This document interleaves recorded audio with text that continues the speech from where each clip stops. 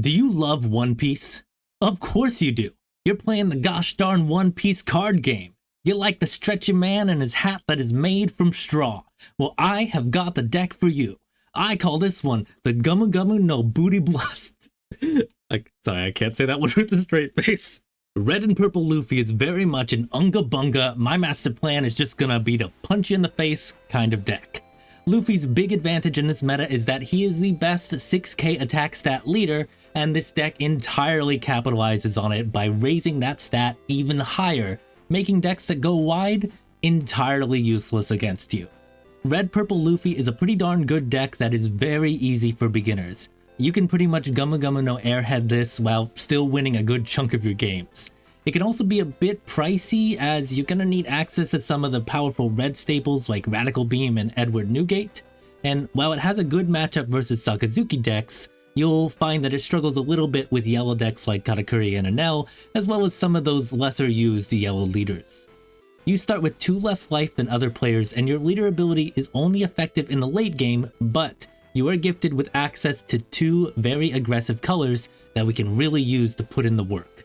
Plus, one of my favorite parts about this deck is that it's one of the few decks in this format that really can focus around the Straw Hat Crew.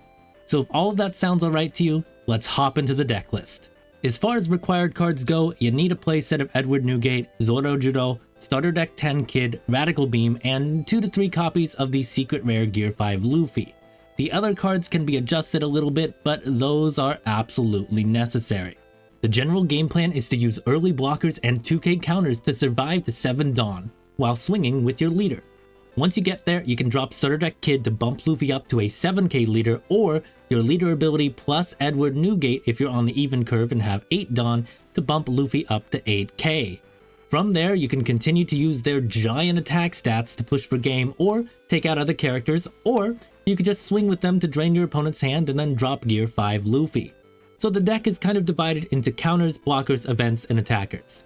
For attackers, you've got the Gear 5 Luffys, the Edward Newgates, and the Captain Kids, but Zoro also fits into this category. We run 4 and you likely will get 1 swing off with him in most games, but that's enough to get the value you need out of him, as Zoro will add a Dawn active to your field. So turn 3, you can use 3 Dawn to play him, swing for 6k with Luffy, then turn 5 attack with Zoro to get the 6 Dawn, attach 1 to Luffy, swing for 7k, play a blocker, and maybe keep a Dawn open for an event. Then turn 7, you're at 8 Dawn, and you're good to go with a variety of plays. When it comes to blockers, I'm running 4 copies of Starter Deck Law.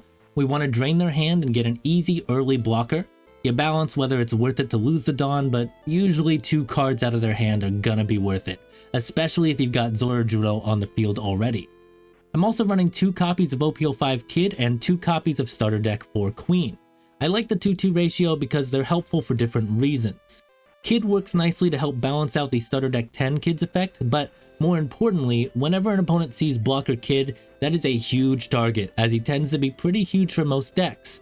However, this is kind of a trick for us, because we really don't care about it. So you can get blue and black players to use up all their important removal early before you drop your big important bodies. Starter Deck 4 Queen is very good as he helps replenish our hand and gives us either some counters or one of the big boys that we want. But I know Queen is pretty expensive in the West, so you can either go for more Blocker Kid if you want, or OP-05 Jinbei because he's searchable in the deck. Speaking of search, we've got a playset of OP-01 Nami, but if you've got the Starter Deck 10, there is a reprint in there that you can use. She searches a Straw Hat for 1 cost, and we're running a bunch, so it's a no-brainer. On the counter front, we've got 4 copies of Starter Deck 1 Brook, who has a 2k counter, and on play he gives a character or a leader plus 2 rested Dawn. He's usually just going to be a searchable 2k, but the on-play effect can be nice if you need an early body on your board in some specific matchups. I've got a playset of Furnosuke, who is definitely the best purple 2k counter for the deck, as he gets rush if you have 8 Dawn or more. Occasionally you'll use him as an attacker, but he's mostly just there to be a counter in 80 to 90% of your games. I'm also running 2 Usohachi and 3 Khalifa. I like Khalifa for the occasional draw power, and I don't find Usohachi that helpful outside of the 2k counter and searchability, which is why we're running this amount. You can adjust the ratios as needed or substitute in other 2k counter characters with only a minor downgrade in the quality of the deck. And lastly, for events, we're running 4 Radical Beams like I mentioned earlier. We've got 4 guard points and 2 Diablo Jambe. Radical Beam is just the best possible counter event for our deck. We'll get to 2 life pretty easily, so that's a 4k counter for 1 Dawn. Guard Point is the second best with 3k counter for 1 Dawn, and Diablo Jambe is the finisher versus decks that are heavy on blockers. Now, there are 11 cards without counter, so you could possibly use Gum Gum Jet Gatling, but you'd probably have to drop a 2k counter slot to put it in, so I generally prefer this setup. When it comes to your opening hand, you're looking for ideally a Nami or Zorojuro, 1 to 2 2k counters, and a blocker or an event. However, I think as long as you've got Nami or Zorojuro, or you've got 3 or more 2k counters, you're probably going to be fine. This deck can work with almost any starting hand since we rely more on the leader early on. That being said, I do mulligan if I see Diablo Jambe or I have 3 or more of my 7 cost or higher characters. You can make it work, but those cards are dead early and it's just annoying to have to take easy early hits from your opponent when, if you had a counter, you would have been fine.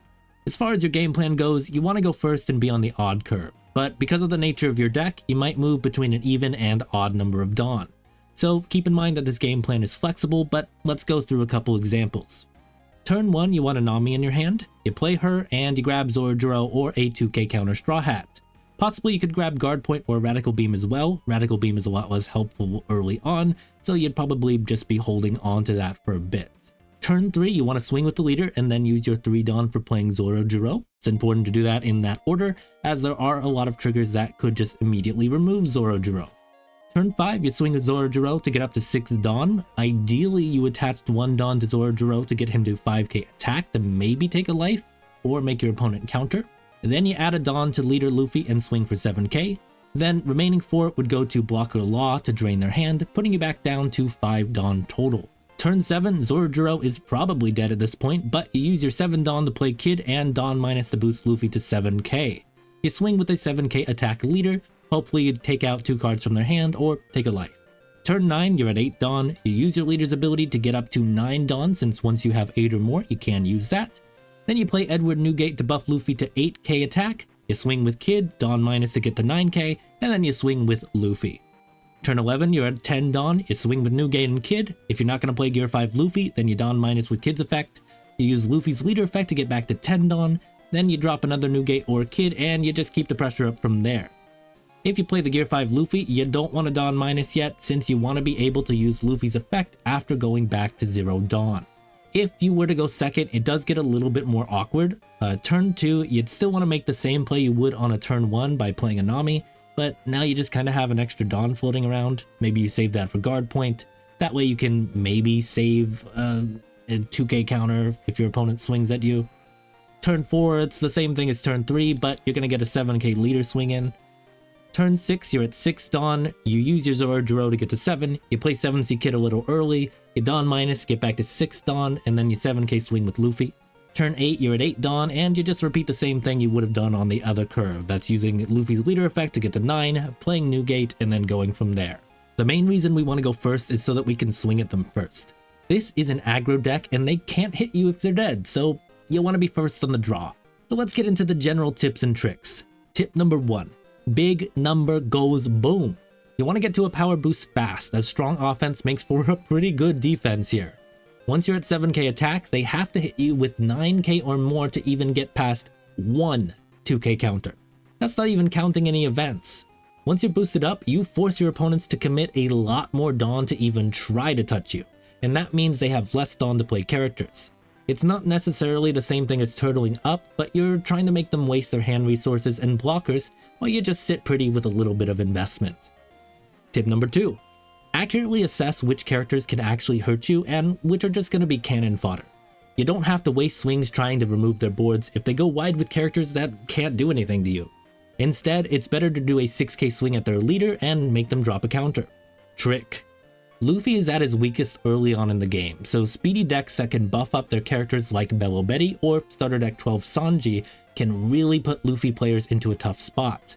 They don't have enough life to survive without taking heavy hand losses, which can keep the momentum in your favor.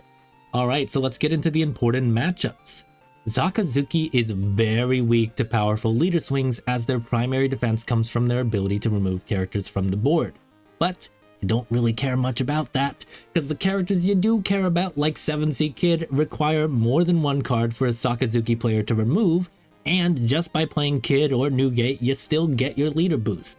That means you have a great matchup, as you are constantly able to swing at Sakazuki while he's doing his best to try to build up a board to threaten you, all the while losing plenty of 2k counters from his hand. He might try to stop you with some blockers, as most do run Borsalino, Sabo, and Rebecca, but that's why we have the Diablo Jambe and the 10C Luffy as our end game. You basically just want to spend the game poking at Sakazuki with 7k leader swings and forcing them to use up their resources until they're in the perfect position for you to drop Gear 5 Luffy, use your leader skill to add a Dawn back, get another Dawn from Gear 5 Luffy's ability, and just swing again. Then you get the next turn where you'll attach some of your Dawn to your leader and swing again. They'll try to save a blocker if they have one to stop Gear 5 Luffy, and that's where you Diablo Jambe and you swing for game. The only way you really lose this matchup is if they play it radically different from the standard Sakazuki player. They could just drop blocker after blocker to slow you down while trying to swing at you with like 6k leader swings, which I guess would cause you some problems, but if they leave your 7C Kid alone, you just become unstoppable. Mono Purple Luffy can be a really tricky one for you. He can ramp quickly, which means he can rush to get to the 7C Kid and other playmakers a lot faster than you can.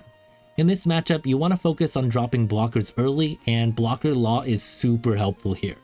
You also want to target the Kid as soon as you can, both the blocker and the 7C one, and you need to get Zoro out and maybe even protect him with a block, because that's really your only way of keeping up with Mono Purple Luffy's ramp.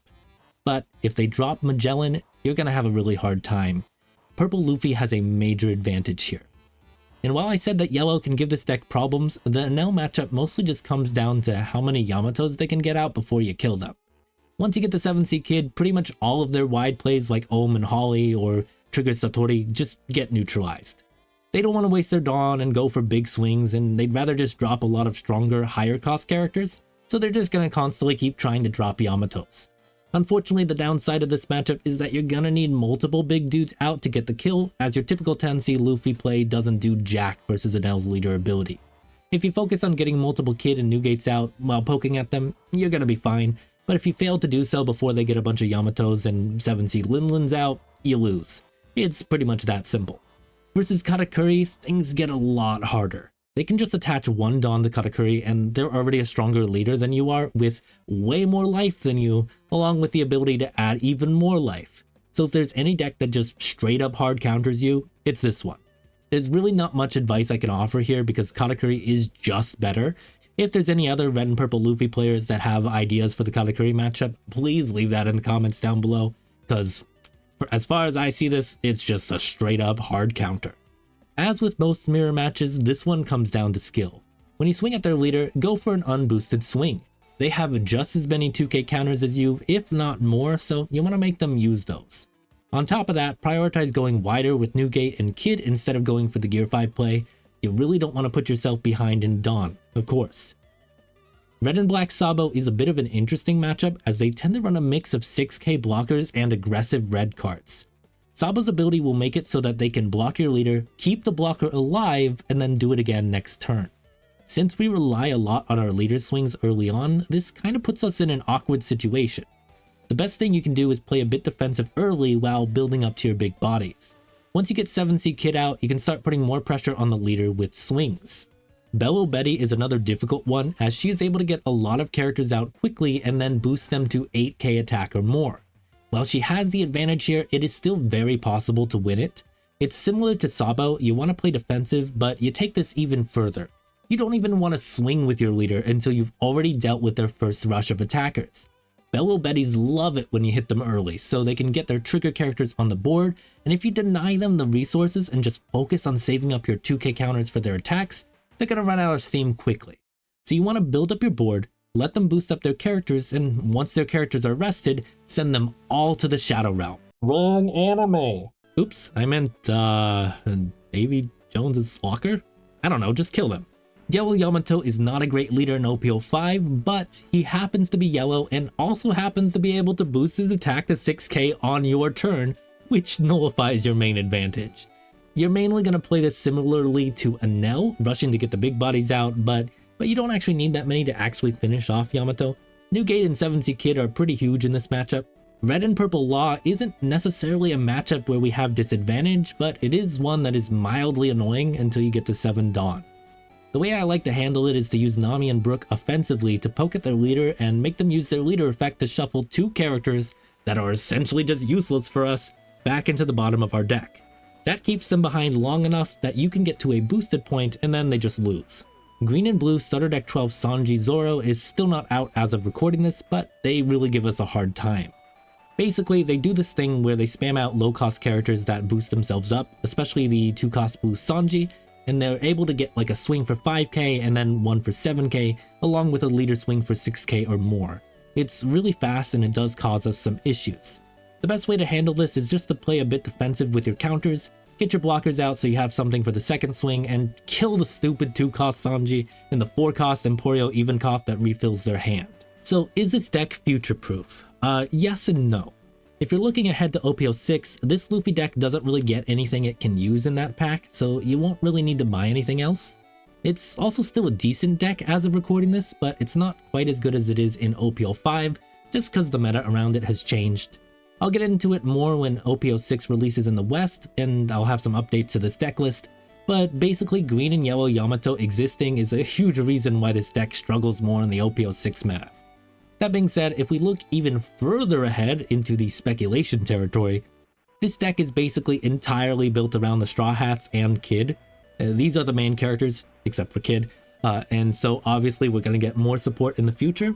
That's why I still keep this deck around even if I don't use it much in OP-06. Anyways, that's it for me today. Thank you very much for watching. If I missed anything or you have any questions, just let me know in the comments down below. Also, feel free to tell me what characters you want to see builds for next. I want to make build guides for every leader in the game, but that's going to take a while, so I'm just kind of working on whatever decks pique my interest next. I'd love to get some feedback just so I know what kind of stuff you all are interested in. Anyway, my name is Waffles the Asian Yenbear, and I'm gonna be king of the pirates. See ya!